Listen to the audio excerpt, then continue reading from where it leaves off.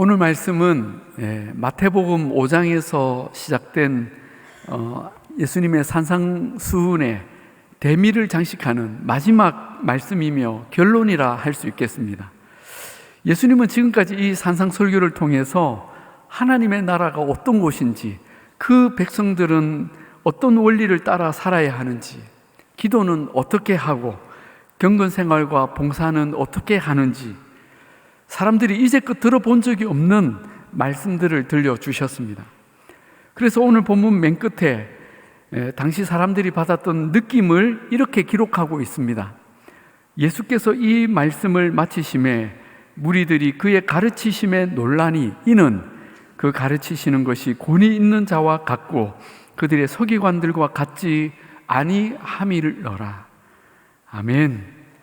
그렇습니다. 사람들은 예수님의 말씀에서 지금까지 그 누구에게서도 느껴보지 못한 영적 권위, 하늘의 권위를 느꼈습니다. 이것은 인간의 이해 방식이나 논리로 사람들을 설득하려던 당시 설교자들과 달리 거부할 수 없는 하나님의 임재가 사람들의 이성과 감정과 의지를 압도하였기 때문입니다. 그 예수님의 말씀이 이 마태복음에 기록이 되어서 오늘까지 저와 여러분이 함께 듣게 하시며 하나님 나라의 놀라운 진리를 깨닫고 누리며 전하게 하신 우리 주님을 찬양합니다. 오늘 이 산상수훈의 마지막 말씀은 산상수훈 전체의 말씀을 포괄하며 요약하며 결론 짓는 말씀입니다. 저는 오늘 본문에서 대략 세 가지의 메시지를 발견합니다. 첫 번째, 예수님은 13절에서 좁은 문으로 들어가라 말씀하십니다. 좁은 문으로 들어가라. 멸망으로 인도하는 문은 크고 그 길이 넓어 그리로 들어가는 자가 많고 생명으로 인도하는 문은 좁고 길이 협착하여 찾는 자가 적음이라 하십니다. 사람들은 누구나 넓은 문, 넓은 길로 가기를 원합니다. 이왕이면 쉽고 편한 길로 가기를 원합니다. 누가 넓은 문을 놔두고 좁은 길, 험한 길, 죽음이 도사리는 사망의 엄침한 골짜기로 지나가려고 하겠습니까? 그러나 예수님은 이 산상수훈 초두에 팔복을 선언하실 때부터 이 좁은 문의 삶을 역설하셨습니다. 심령이 가난한 자가 복이 있다. 애통하는 자가 복이 있다. 온유한 자, 의에 줄이고 목마른 자, 의를 위하여 박해를 받는 자가 복이 있다고 하시며 세상과 다른 복의 개념, 사람들이 결코 가고 싶지 않아 하는 길을 복된 길이라고 하셨습니다.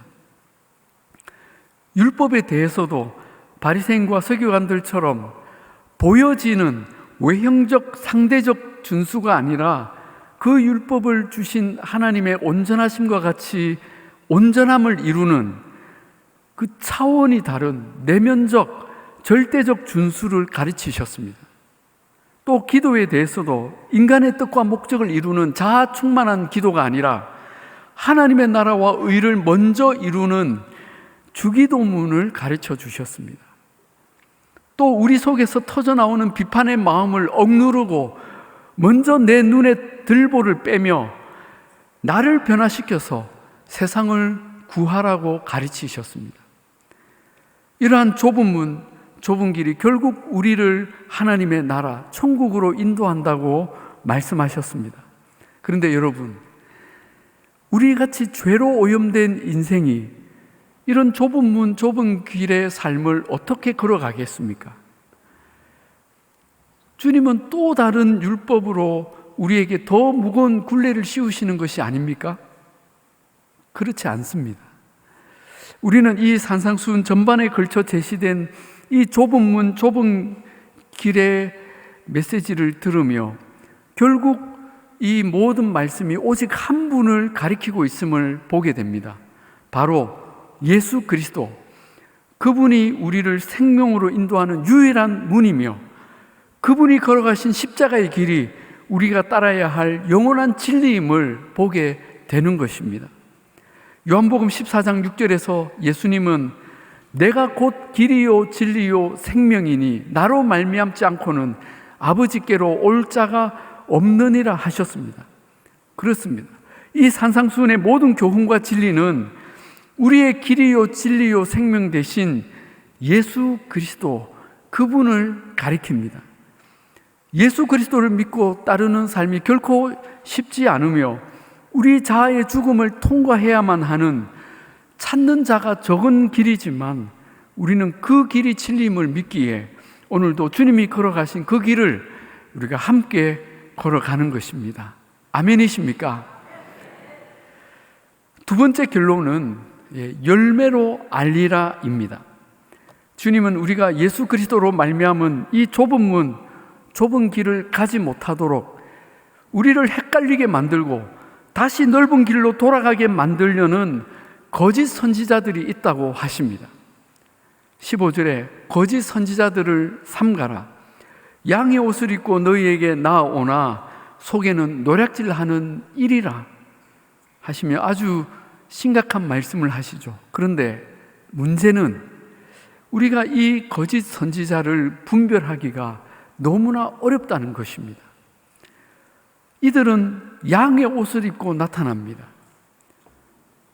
이들은 소위 말하는 이단 사이비만을 가리키지 않습니다. 모든 시대, 모든 교회의 강단에서 이 거짓 선지자들의 가르침은 끊임없이 시도되어져 왔고 수많은 사람들이 이 거짓 가르침에 넘어가서 영생이 아닌 멸망의 길로 빠졌습니다. 정말인가요? 그렇습니다. 예수님은 이 엄청난 결과에 대해서 22절에서 말씀하십니다. 그날에 많은 사람이 나더러 이르되, 자, 여기 한두 명이 아닙니다. 엄청난 사람들이 심판대 앞에서 이의를 제기한다고 하십니다. 주여, 주여, 우리가 주의 이름으로 선지자 노릇하며 주의 이름으로 귀신을 쫓아내며 주의 이름으로 많은 권능을 행하지 아니하였나이까 하리니. 자, 여기 아주 심각한 상황이 벌어질 거라고 주님이 말씀하시죠.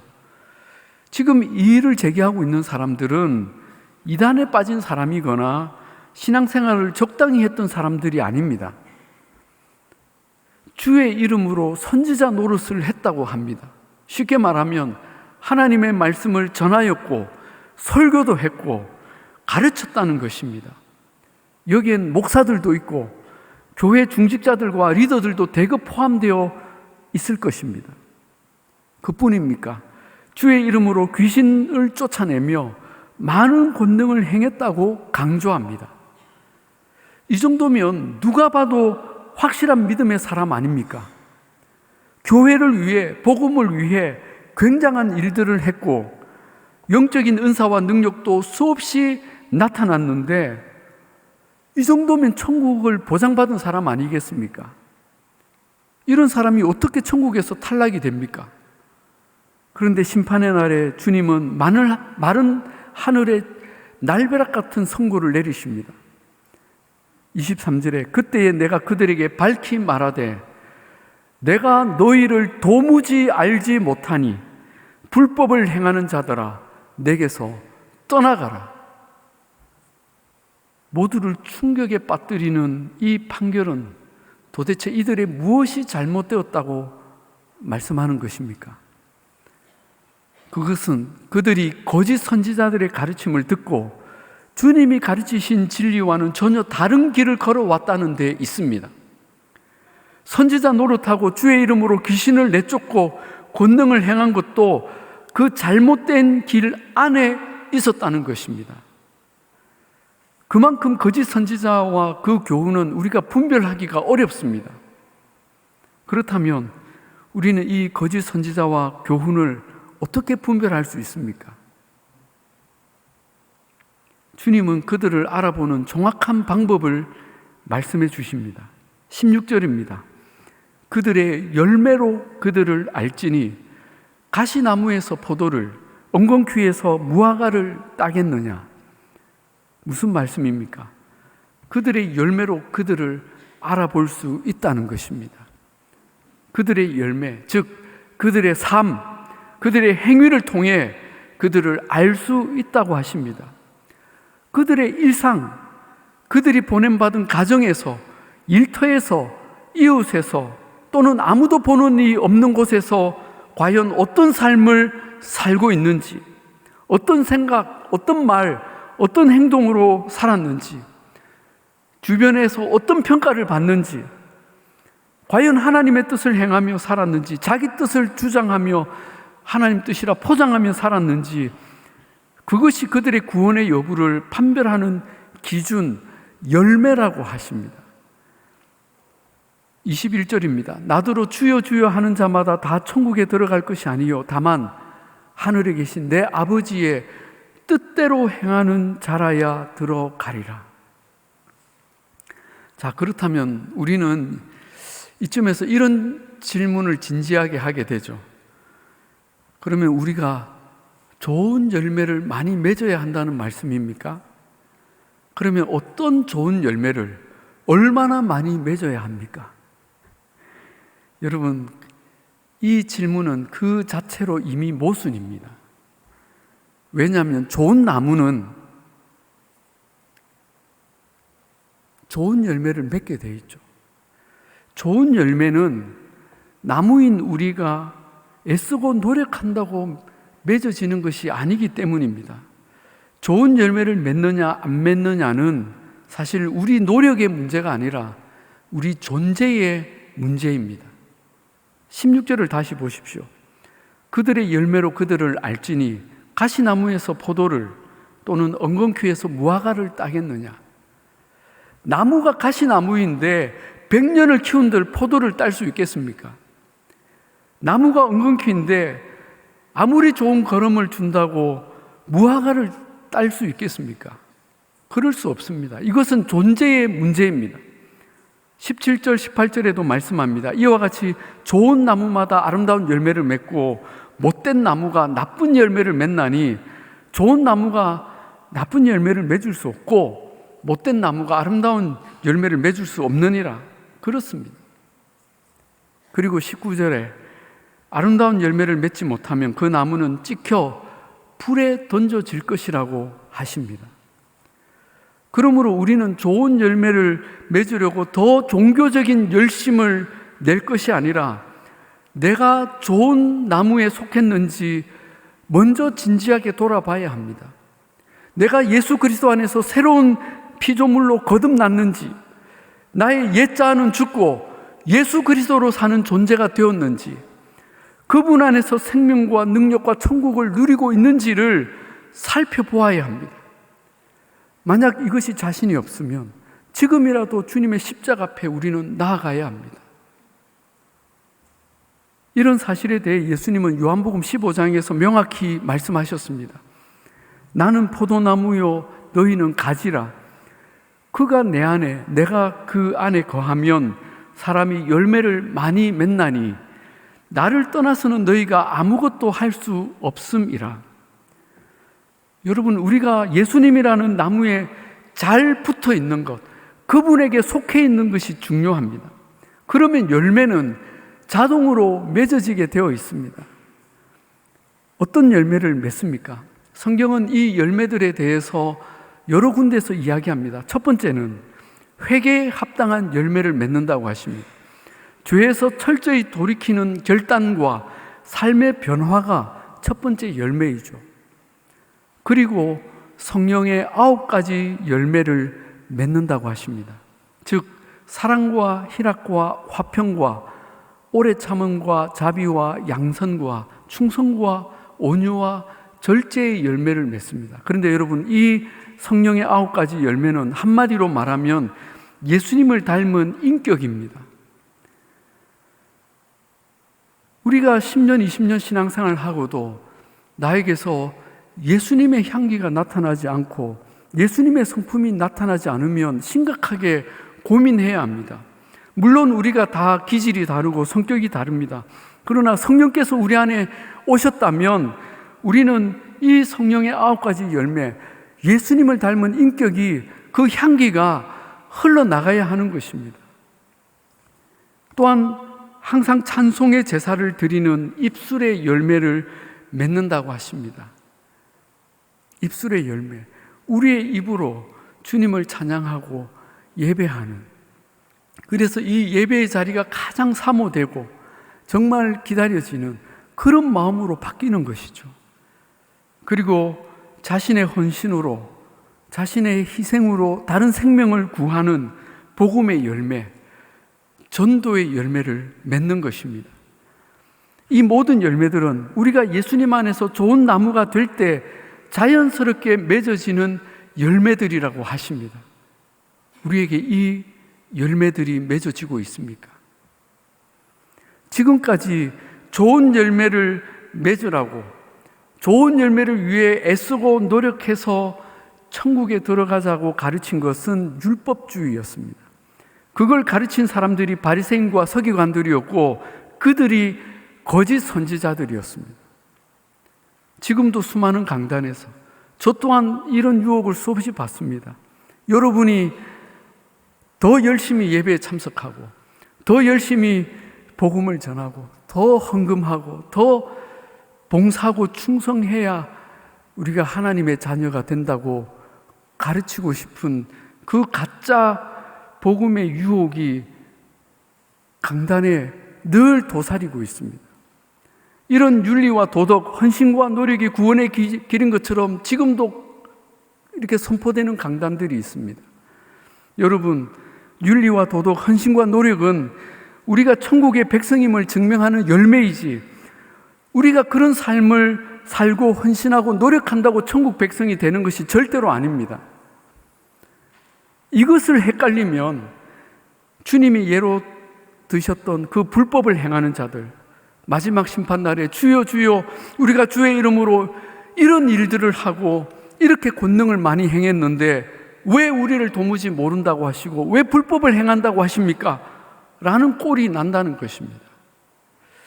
혹시 우리 가운데 그래도 그렇게 열심히 신앙생활을 했던 사람들을 주님이 도무지 모른다고 말씀하시고 화를 내시는 것은 좀 심하지 않나? 라는 생각을 하실지 모르겠습니다. 제가 이해하기 쉽게 예화를 하나 들어드리겠습니다. 1983년 2월에 우리나라 일간지에 가짜 서울대 학생 사건의 기사가 실린 적이 있습니다. 가짜 서울대 학생. 김아무개라는 가짜 학생인데 이 학생은 중졸이었어요. 근데 이 학생이 복학생인 것처럼 속여서 1979년부터 무려 4년 동안 그것도 서울대 법대생으로 학교를 다닌 것입니다. 그것도 적당히 도서관이나 돌아다니며 학생 행세를 한 것이 아니라 정말 열심히 학교 생활을 했다고 합니다. 모든 수업에 열심히 출석했고 학회 활동과 심지어 미팅에도 열심히 참여했고 나중에는 과 대표까지 역임했다고 합니다. 직분까지 얻은 거죠. 그리고 학생으로 있는 동안 결혼도 했는데 주례를 당시 서울대 법대 학장 교수님이 하셨다고 합니다. 그런데 이 사람의 전부가 가짜인 것이 언제 들통이 났을까요? 그렇죠. 마지막 심판의 날 졸업할 때 들통이 났습니다. 졸업 앨범을 만드는데 학교 측에서 이 학생의 사진을 찍었으니까 이름을 붙이고 학번을 넣으려고 하는데 학적부를 확인해 보니까 아무리 찾아도 이 학생이 없는 거예요. 입학한 기록도 없어요. 생명책에 이 사람 이름이 없는 거예요.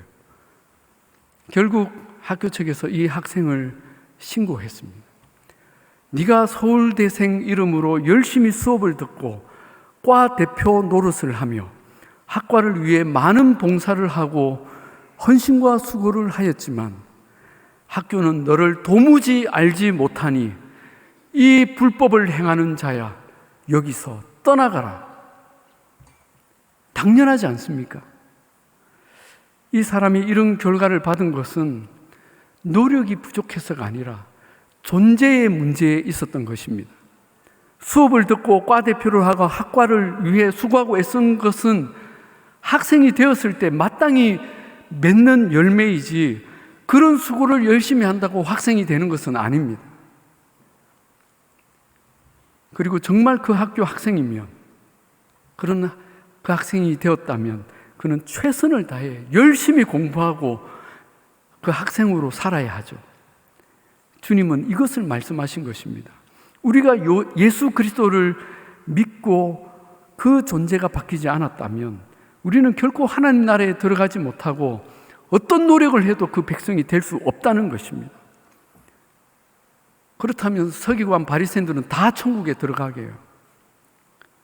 이렇게 하면 하나님의 백성이 된다는 그 어떤 가르침도 우리는 배격하는 것입니다. 단 우리가 정말 하나님의 백성이 되었다면 온 마음과 뜻과 힘을 다해 하나님을 사랑하고 하나님을 위해 하나님 뜻대로 살아야 하는 것입니다. 아멘. 네. 한편 주님은 본장에서 마지막으로 집을 짓는 비유를 말씀하십니다. 24절입니다.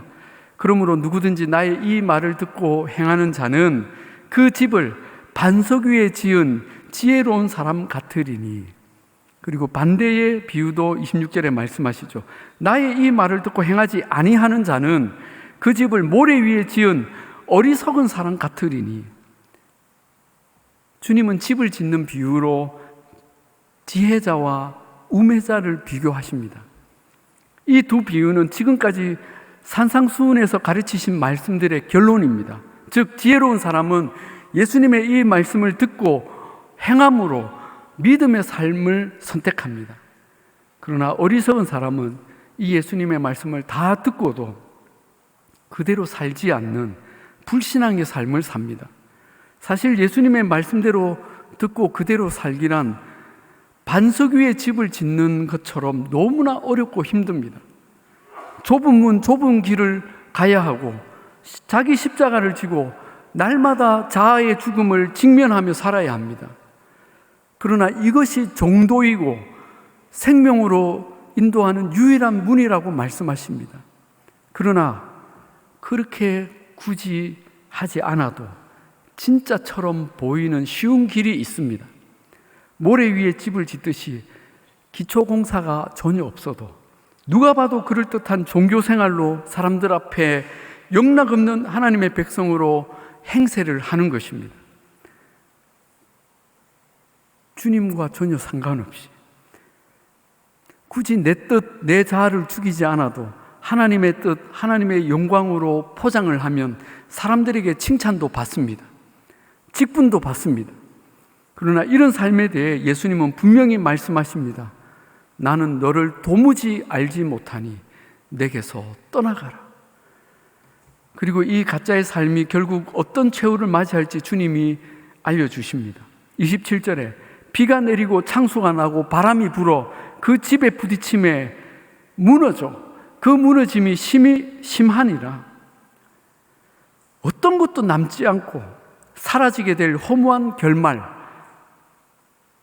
그 운명을 맞이한다는 것입니다. 그러나 말씀을 믿고 그대로 순종한 사람은 비록 십자가의 삶으로 대가를 치르며 살았지만 결과적으로 영원한 보상을 받을 것입니다. 비가 내리고 창수가 나고 바람이 불어 그 집에 부딪히되 무너지지 아니하나니. 할렐루야. 무너지지 아니하나니 이는 주추를 반석 위에 놓은 까닭이요. 사랑하는 여러분, 저와 여러분의 신앙이 이와 같은 신앙이 되기를 바랍니다. 진짜 신앙, 예수 그리스도의 말씀 위에 기초를 놓으며 그 말씀을 따라 좁은 문, 좁은 길을 가는 신앙을 가지십시다. 자기 십자가를 지는 삶이 끝도 없이 고달프고 외로울 것 같지만 이 십자가가 나를 영원한 반석 위에 깊이 박히도록 하는 주추가 된 사실은 언제 압니까? 바로 시련과 고난의 그 비바람 속에서 알게 될 것이고 마지막 심판의 날에 확실하게 보게 될 것입니다. 이 놀라운 진리를 붙들므로 우리의 좁은 길 끝에서 주님의 천국에 모두 입성하는 복된 저와 여러분이 다 되시기를 우리 주님의 이름으로 축복합니다. 아멘.